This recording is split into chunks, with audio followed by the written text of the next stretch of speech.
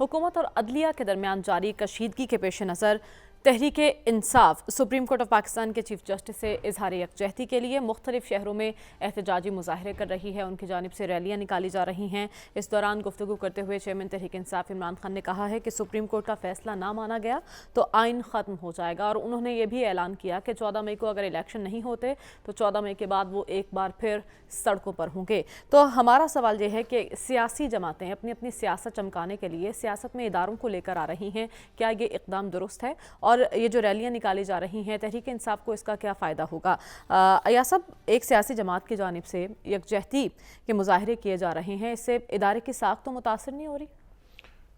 میں آپ کی ایک تو ذہانت کی داد دینا چاہتا ہوں. روزانہ آپ یا سپریم کورٹ یا اس کو لے آتے ہیں, اخباروں میں آج دیکھا ہے کہ شرح جو مہنگائی ہے کہاں تک پہنچ گئی ہے. پاکستان کی تاریخ میں نہیں ہوا, 75 سالہ تاریخ میں یہ نہیں ہے. منتھ ٹو منتھ جو انفلیشن ہے, مہنگائی ہے. لیکن جب عمران خان کی حکومت تھی, آپ کے لیے اور ہمارے کئی مہربان ہیں, نمبر 1 مسئلہ روزانہ مہنگائی مار دیا اکاؤنٹ. اب نہ عوام یاد ہے, نہ عوام کی کمر یاد ہے, نہ مہنگائی یاد. خان صاحب تو یہ ایشوز ایڈریس کر سکتے ہیں نا, انہوں نے مہنگائی کے خلاف ریلی کیوں نہیں نکالی؟ میں کہہ رہا ہوں یہاں پہ ہمارا جو تھنک ٹینک جو بین الاقوامی امور پہ ہم ڈسکس کرتے ہیں, ابھی ہم پھر چین کے وزیر خارجہ کا وہ بھی کریں گے. لیکن یہ جو مہنگائی ہے جس سے قوم آپ کی چیخ رہی ہے, لیکن آپ کے کانوں کو بھی داد کہ آپ کو آوازیں نہیں پہنچ, نہ ہمارے مہربانوں کو پہنچ. متاثرین میں شامل ہیں ایاز صاحب. دوسرا وہ آپ نے وہ پڑھ لیا کہ آئی ایم ایف کے ساتھ کیا معاملات ہیں. دور دور تک اگریمنٹ کا کوئی نہیں ہے, لیکن وہ بھی آپ کے لیے ایشو نہیں ہے. روز لے کے سپریم کورٹ وہ فلانا, وہاں پہ بنیادی مسئلہ ہے کہ ہم نے الیکشن نہیں کرانے, ہم نے فیصلہ کیا ہوا ہے, ہم آگے ہیں. ہمارے طبقی ٹھک ٹھک رکھنے والے, ان کا فیصلہ ہے 1 پیج, ایسا 1 پیج, کاغذ کا 1 پیج نہیں ہے, یہ سیمنٹ اور سریے سے بنا ہوا پیج ہے کہ ہم نے الیکشن نہیں کرانے. تو پھر آپ اس کے بارے میں کتنا گھومیں گے؟ جب آپ گھومتے ہیں ایسے تو ذہانت اس بات میں نظر آتی ہے کہ مہنگائی بھی پیچھے, آئی ایم ایف ہی پیچھے. اور اسحاق ڈار کل بھی کہا تھا تلاش گمشدہ کا اشتہار لگائیں, وہ گیا کہاں پہ ہے وہ جادوگر, وہ جان مینارڈ کینز جو پاکستان کا, جس نے لندن سے آ کے جہاز سے اترتے ہی معیشت کو ایسے پکڑنا تھا, وہ گیا کہاں؟ اور جو نمائندہ وہ کس کا تھا؟ وہ جو لینن ہمارے بیٹھے ہوئے ہیں ایون فیلڈ اپارٹمنٹ میں, جو انقلاب کا سوچ رہے ہیں, رولز رائس گاڑیوں پہ, کبھی بینٹلی آتی ہے کبھی اس پہ. یہ ایک نیا ماڈل کا انقلاب یہاں پہ پاکستان میں آئے گا, لیکن آپ کو ان چیزوں سے کوئی سروکار ہی نہیں ہے. اداروں کی, اور اداروں کو تو ایک بے توقیری ہماری ہو گئی کشکول کی. بے توقیری کے عمل میں سپریم کورٹ بھی آ گیا, اور وہ بیچارہ آئین جو ہے ہمارا 73 کا آئین جس نے یکجا کیا ہوا ہے, اس کے لیے میرے خیال ہے وقفے پر اب کوئی فاتحہ پڑھنا چاہیے. اس کا تو ہم نے ایسا سرے بازار اس کے ساتھ آئین کے ساتھ کیا ہے, وہ تو کوئی بات ہی نہیں رہی. سپریم کورٹ سپریم ادارہ ہے, ہم بھی کہتے تھے عمر عطا بندیال جو ہے اس کے ساتھ ہم کھڑے ہیں, قوم کھڑی ہے, سب کچھ ہے. لیکن آپ سے آنے نکلے, آپ سامنے. آپ نے وزیر اعظم کی صحت دیکھی ہے, یہ جو گئے ہیں یہ تاج برطانیہ کے وفاداری کا وہ جو وہاں پہ کرنے گئے ہیں, کیا صحت نکل آئی ہے. وہ جو پہلے نروسنس ہوتی تھی اور انگلی اوپر جا رہی ہے نیچے, لوگ کارٹون بناتے تھے کبھی ہیٹ بنا, کیا گالیں باہر نکل آئی ہیں, ریلیکس, سب کچھ ہے. فکر ہونی چاہیے ان کی صحت کو, بھائی جان کو ہونی چاہیے, کیونکہ وہ جو مکش نون لیگ تھی وہ مسئلہ سالو ہو گیا ہے. انہوں نے 2 چیزوں کا کر دیا صفایا. ایک خان کو باہر کر دیا, خان کو باہر نہیں کیا, خان نے خود چھلانگ لگا کے اپنے آپ کو باہر کر دیا. یہ بڑا اچھا پوائنٹ اٹھایا. وہ اور ایک بھائی جان کو ابھی تک پتہ ہی نہیں چل رہا کہ میری بھی چھٹی ہو گئی ہے. بھائی جان اب ایون فیلڈ اپارٹمنٹ کے باہر جو ہے وہاں پہ وہ لگائیں, 2 वहाँ पे गार्ड होने चाहिए जो बताएं पाकिस्तानी कोई है बाहर या नहीं है, कोई पाकिस्तानी नहीं तो फिर वो बाहर आ जाएंगे। मौजें किसकी हैं? हमारे आपके दोस्त की? ये हमारे वो जिनकी तारीफ कर रहे हैं ठीक है। और वो जो लेकिन आपने बड़ा अच्छा पॉइंट रेस किया है कि हमारे असल मसाइल तो कुछ और हैं सलमान साहब, लेकिन हमारी सियासी जमातों की तरजीहात कुछ और दिखाई दे रही हैं। जो अदालत उज़्मा के साथ पीटीआई इजहार यकजहती कर रही है इस मौके पर, जब हुकूमत और अदलिया में एक कशमकश सी जारी है, इसके क्या मकासद हैं?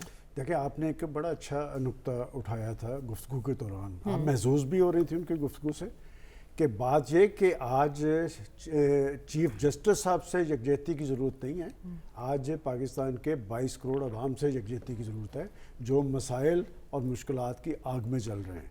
जहाँ तक अदालत उज़्मा की बात है या चीफ जस्टिस साहब से इज़हार यकजहती और रिलीज़ का अमल है, देखें किसी भी जमहूरी मुल्क और माशरे में जो अदालतें होती हैं वो अदल व इंसाफ की फराहमी का ज़रिया होती हैं और उनकी इज़्ज़त व तकरीम होती है।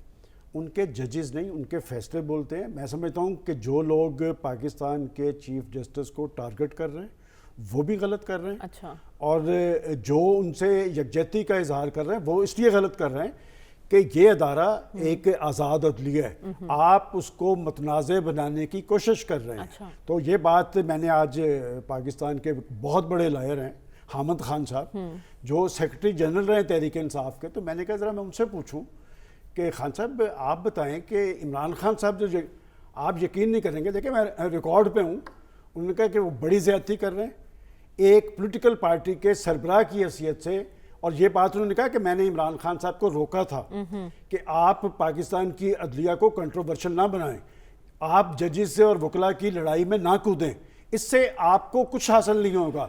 और बात यह कि बकौल उनके कि पाकिस्तान की अदलिया किसी तौर पे मुतनाज़ नहीं बननी चाहिए। और मैं समझता हूँ कि खुद चीफ जस्टिस साहब ने भी बहुत अच्छा किया कि चीफ जस्टिस साहब एक कदम पीछे आए हैं। उन्होंने कहा कि मामला आपका है, आप सॉल्व करें। देखिए, जब हम ये सारी एक कंट्रोवर्सी जनरेट हुई है इलेक्शन के बारे में और जहाँ कहा जा रहा है कि जी वो इलेक्शन से डर गए हैं, भाई आईनी मुद्दत तो अक्टूबर में ही पूरी होनी है, अगर किसी और के आइन में लिखा हुआ तो मुझे नहीं पता। ठीक है। और ये सारा क्राइसिस क्यों पैदा हुआ, किस शख्स की वजह से पैदा हुआ, इससे पहले कभी ऐसी सूरत नहीं तारी हुई थी। और एक नई मिसाल कायम हुई कि अपनी ही असम्बलियाँ तोड़ दी, अपनी ही हुकूमतों को घर में भिजवा दिया और जो करते गए बाद में उस पर माजरतें भी और वही चीज़ों की बहाली के लिए कभी कोर्ट से रजू कि जी हमें कौमी असम्बली में वापस ले लें, फिर कहा कि जी चले असम्बलियाँ बहाल कर दें। मैं समझता हूँ कि सियासत सियासी तर्ज अमल का नाम है। और ये बात जो कल भी यहाँ हुई थी कि इंतखाबात बुनियादी तौर पे कोर्ट का काम नहीं है और इस सारे मामले में उलझकर कोर्ट की जो इज्जत व तकरीम है इसलिए मजरूह हुई है कि उनका काम नहीं था। और हम तो पाकिस्तान के अंदर जो पैदाशुदा तकसीम थी उसको ख़त्म करना चाहते थे, खुद हमारी अदालत उज़्मा में तकसीम पैदा हो गई। ये अच्छा अमल नहीं है। सियासतदानों को अपने मामला खुद बैठ के तय करने चाहिए और अपना मलबा किसी और पर नहीं डालना। ठीक है डॉक्टर साहब, आपको क्या लगता है आज की रैली कितनी ज़रूरत थी पाकिस्तान की तहरीक इंसाफ के लिए और इसके मकासद क्या हो सकते हैं? देखिए, एक जवाब तो इसका ये है कि तहरीक इंसाफ ही की ज़रूरत नहीं है। काम तो कभी नहीं आया इनमें। तहरीक इंसाफ ही की ज़रूरत नहीं है, एक तो इसका जवाब ये है। दूसरा ये है कि आप इतनी परेशान क्यों हैं इस बात से, क्योंकि जो हमारी तीनों बड़ी पार्टियां हैं, पीपल पार्टी, PMLN और PTI, इन्होंने मुख्तलिफ औकात में मुख्तलिफ अदारों की तारीफ़ें भी की हैं और तनकीद भी की है। मैं आपको PMLN की भी मिसालें दे सकता हूँ, PPP की भी मिसालें दे सकता हूँ, PTI की तो मिसाल देने की ज़रूरत नहीं, आजकल तनकीद कर ही रहे हैं वो फॉर्मर आर्मी चीफ की। आजकल वो तारीफ कर रहे हैं। नहीं, फॉर्मर आर्मी चीफ की तनकीद हो रही है, लाइन लगी हुई है। देखिए 2011 में जो नवाज शरीफ साहब थे वो आर्मी के साथ थे, क्योंकि वो मेमो केस चल रहा था, उनका ख्याल था कि जरदारी साहब की छुट्टी हो जाएगी मेमो केस में, लिहाजा वो कोट शोट पहन के सुप्रीम कोर्ट भी गए थे, अपील भी फाइल की थी। फिर सितंबर 2020 में जब PDM का पहला जलसा हुआ है, उनकी तकरीर याद है आपको फ़ौज के बारे में? उसके बाद उनके मुसलसल तकरीरें मिलती हैं जिसमें फ़ौज को तनकीद है, फ़ौज में तनकीद है। इसी तरह अब आइए PTI PPP पे आइए, PPP ने भी किसी वक्त तारीफ़ की है, किसी वक्त तारीफ़ नहीं की। जरदारी साहब के बयानात रिकॉर्ड पे मौजूद हैं। PTI ने भी तारीफ़ की है اور اب آرمی چیف کی کرٹیسائز بھی کیا ہے. تو بات یہ ہے کہ ہماری سیاسی جماعتیں جو مقصد ہے سیاست کا، جو جس لیے سیاست کی جاتی ہے عوام کی فلاح اور بہتری کے لیے، وہ تو ایشو فارغ کر دیا ہے. دوسرا جو ایشو رہ جاتا ہے اپنے مفادات جو تنگ نظری پہ بیس کرتے ہیں، جو ایگو سینٹرک پالیٹکس ہے پاکستان، اس کے حوالے سے اگر ضرورت ہے تعریف ہوتی ہے، ضرورت ہے برائی ہوتی ہے. پھر اس کے علاوہ جہاں تک جوڈیشری کا تعلق ہے، دیکھیے جوڈیشری اس لیے آ جاتی ہے پالیٹکس کے اندر، دو ہی ادارے ہیں نا جن کا امپیکٹ پالیٹکس پہ پڑتا ہے. جوڈیشری کا امپیکٹ اس وقت پڑے گا اس لیے کہ آئین میں ایک کلاز بڑی واضح تھی 90 دن میں الیکشن کی. جب وہ امپلیمنٹ نہیں ہوگی تو جوڈیشری تو انوالو ہو جائے گی اس کے اندر، کیونکہ الٹیمیٹ پروٹیکٹ تو جوڈیشری نے کرنا ہوتا ہے. میرا خیال یہ ہے سب چیزیں چھوڑ دیں اور معاملہ حل ہو سکتا ہے. کیسے؟ کہ ہماری جو پی ایم ایل این ہے وہ کانسٹیٹیوشن امینڈ کر دے کہ کوئی اسمبلی توڑ نہیں سکتا.